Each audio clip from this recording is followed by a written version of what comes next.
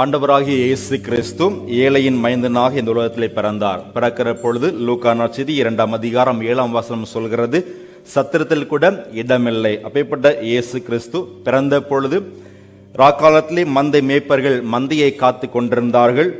சாஸ்திரிகள் பொன் வெள்ளி தூபவர்க்கத்தை காணிக்க படைத்தார்கள். அப்பேற்பட்ட சூழ்நிலையிலே கிறிஸ்து ஏன் பிறந்தார் என்று சொன்னால், இருளில் இருக்கக்கூடிய ஜனங்கள் பெரிய வெளிச்சத்தை காணும்படியாக கிறிஸ்து பிறப்பு. அந்த அனுபவத்திலே பனிராவனில் குளிரிலே ஏழையின் மைந்தனாய் மனு உருவாய் தேவகுமாரம் தோன்றினார் என்று சொல்லக்கூடிய பாடலை இந்த பிள்ளைகள் பாடுவார்கள். நம் மகிழ்ச்சியோடு கேட்போம்.